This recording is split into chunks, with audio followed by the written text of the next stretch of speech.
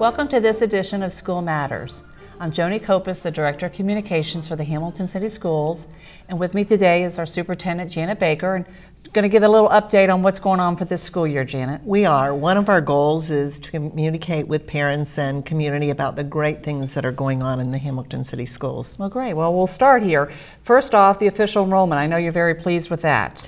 We are. We're about 9,400 students, and the great thing about that, I don't know if you've read in the paper or turned on the TV, and you hear about buildings needing to consolidate, closing buildings, all that kind of thing. We have the opposite problem. We're up about 135 students, so we think that's a great sign for the school district and the community as well.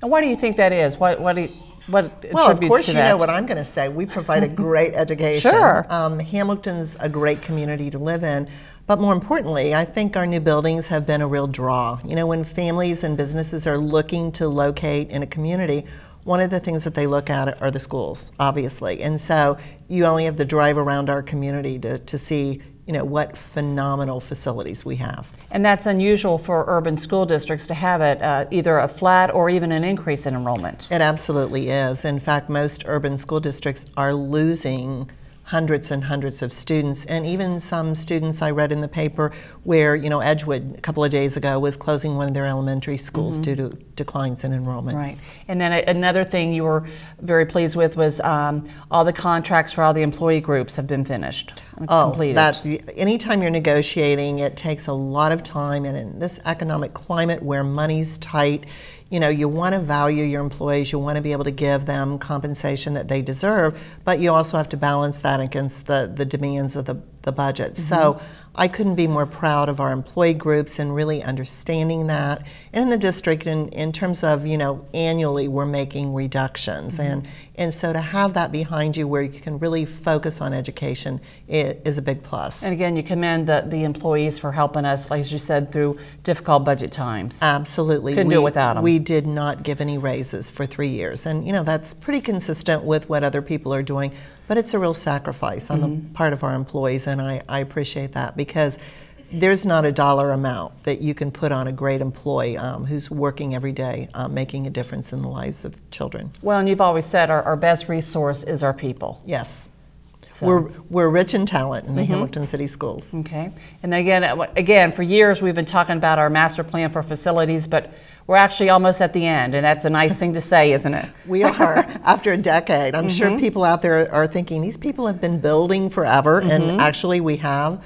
But when you look at the scope of what we've accomplished with, you know, 8 brand new elementary buildings, new freshman school, renovated middle school, new middle school, Hamilton High School in phases, it's pretty amazing the scope and magnitude of what we have here in Hamilton. And now we're finalizing the Hamilton High. I know the parking lots will be done either spring break or this summer, what have you, but now comes the punch lists.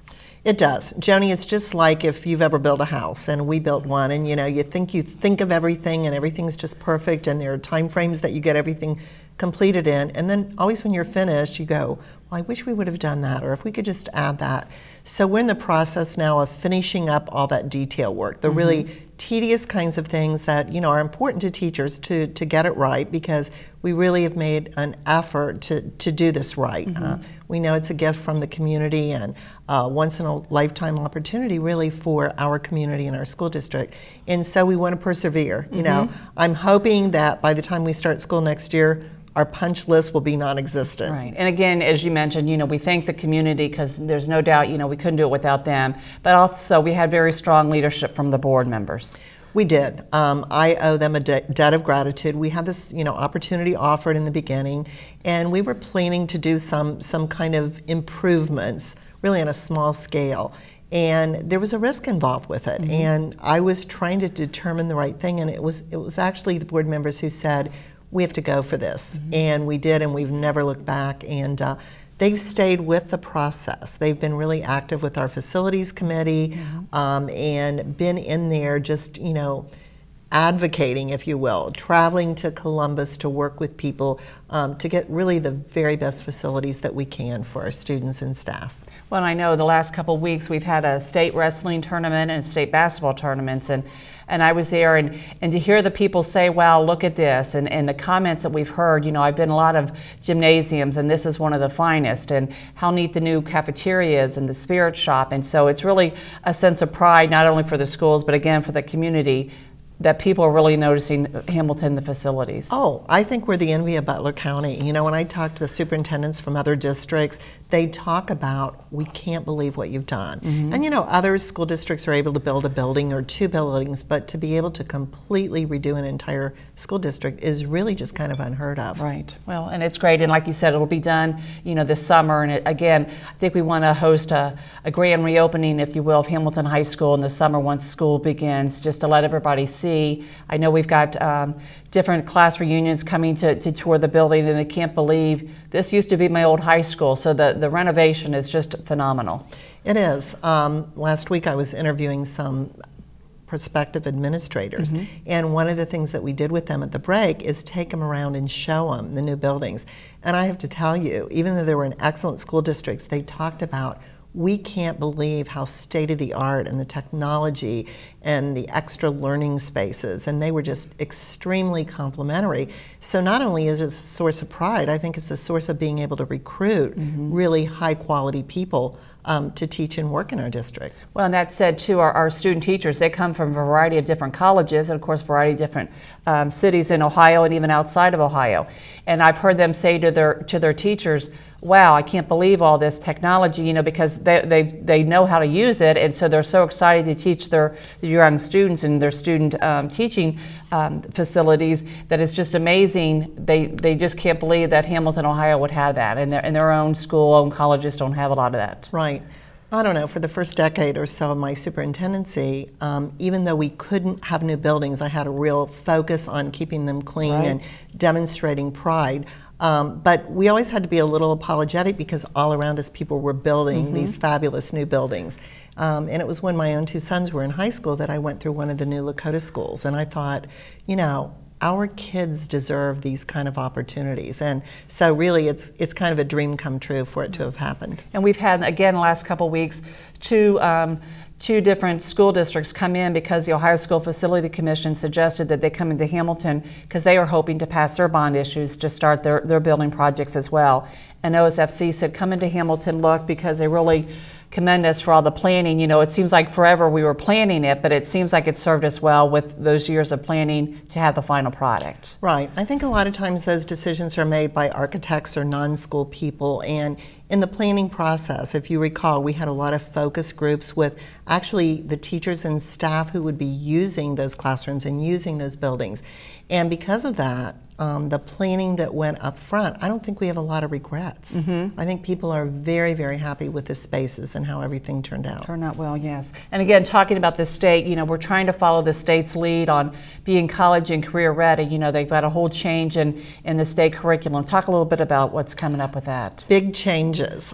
Today I was walking in with one of the teachers at the board who was coming for a professional development, and he said to me, I can't believe the changes that are coming down the pike. He said, there's a new reality, and there really is. You know, there are always changes, and that's good, but this is a major change, and the new state superintendent believes that standards in Ohio have been too low, basically. And that some of the tests have focused on minimum kind of performance. And so everything's going to change with these new state standards. Compensation and results are going to become a part of how people are evaluated and compensated. And so there's a lot of change coming down the pike, and I think we've done a great job of, you know, attending state meetings and workshops and really beginning to prepare for that. We're doing a pilot teacher evaluation program right now in the district to have our employees really ready for that. Yeah.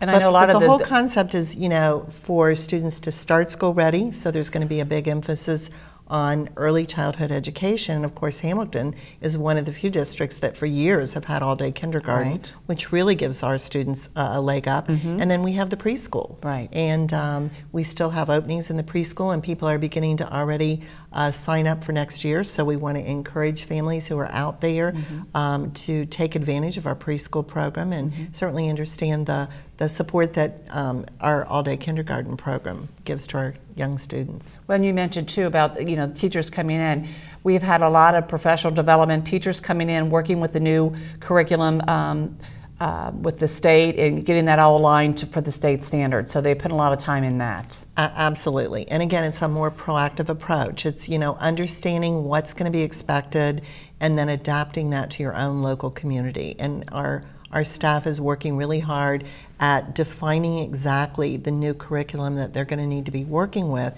in order to prepare our students for the new tests. Everything's changing. The paper pencil test is going away. The number 2 pencil will no longer, yes. Everything's going to be online in a couple years. Technology, right. So technology is playing this incredibly transformational role in how schools operate. And we're poised very well with our new buildings, with our infrastructure and the technology that we purchase to really move in that direction.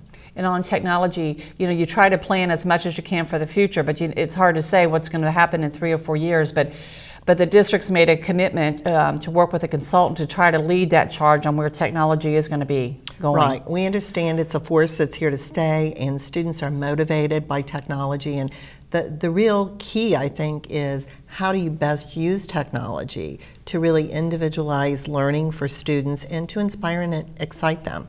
And so we're working with that. You hear a lot about this movement toward a one-on-one device. I mean, they're talking about, will students be taking these state tests on their cell phone or on their iPad?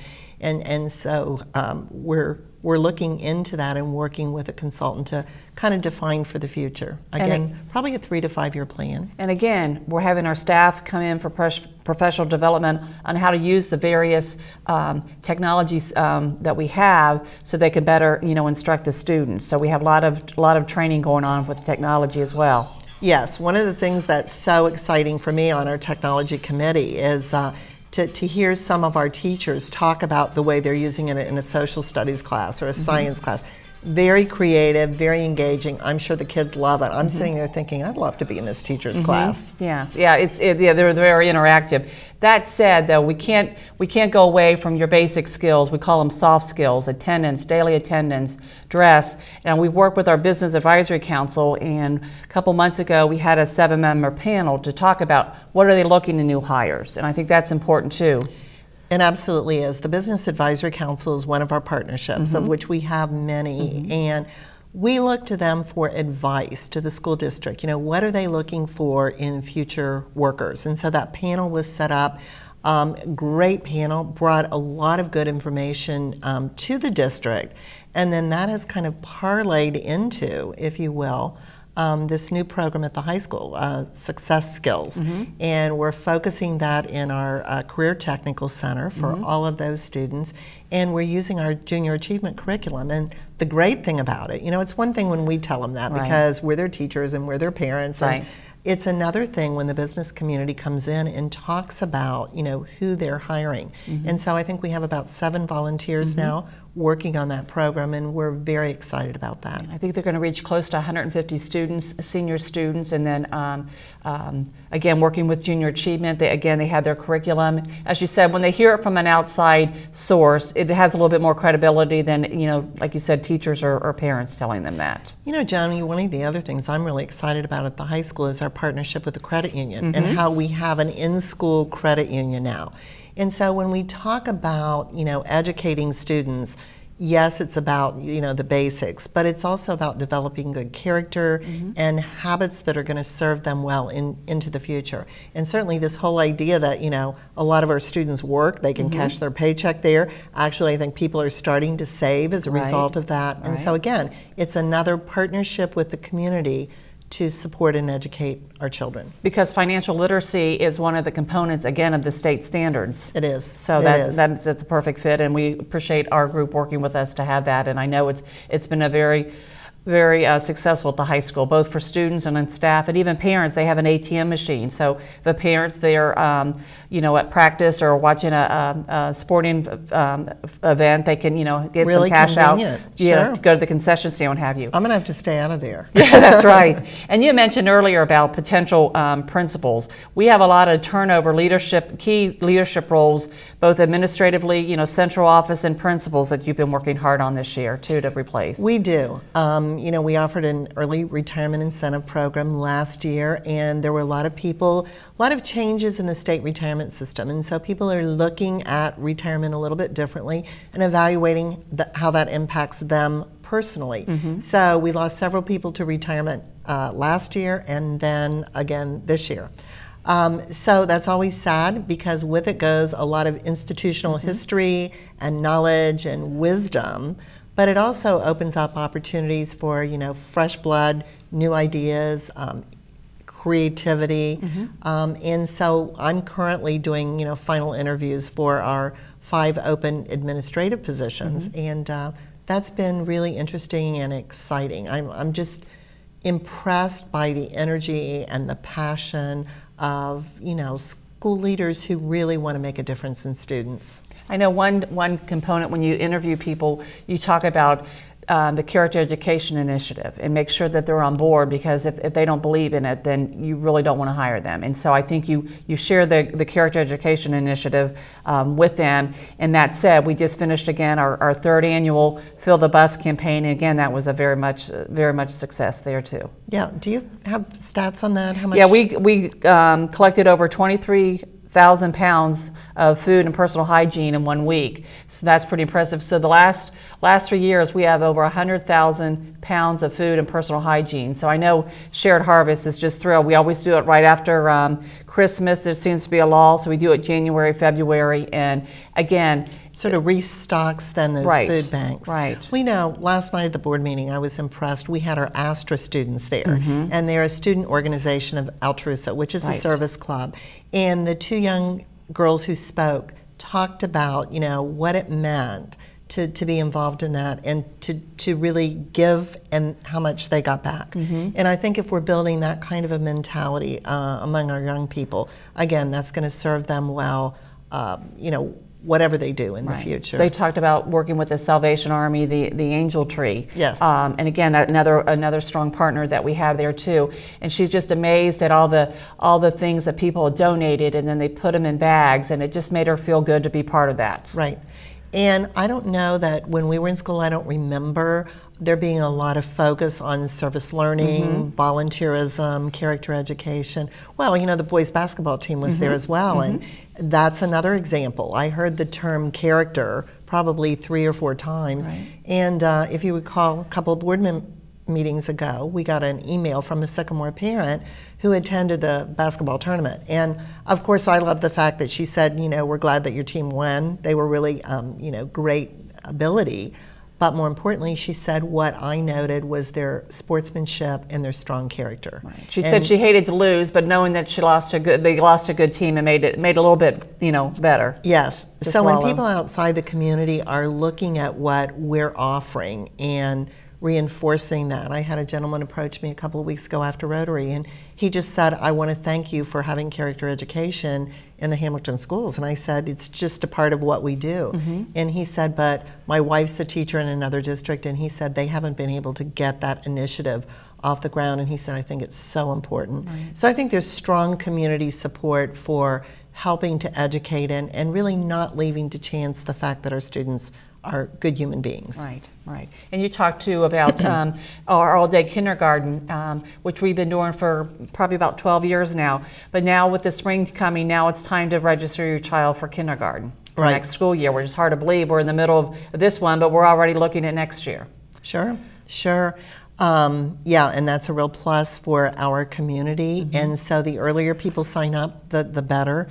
And our kindergarten numbers were up this year. Our participation in preschool was up, and so we want to encourage people to begin. I know, summer isn't even here yet, but to begin to think about next school year and plan. Right. So call your school for kindergarten, and also the 4 preschools. We have Fairwood, Riverview, Ridgeway, and Bridgeport have the preschools, both morning and afternoon preschool. So we encourage people to register their children for that for next year as well. We do. So, okay, anything else you want to share? I mean, it's been great to share. I mean, we always talk, it's important that people know, education's a community priority, and working with all the various partners of our community, I think we've been very fortunate. And that's why we're fortunate to have a resource like TV Hamilton who will help us get the word out.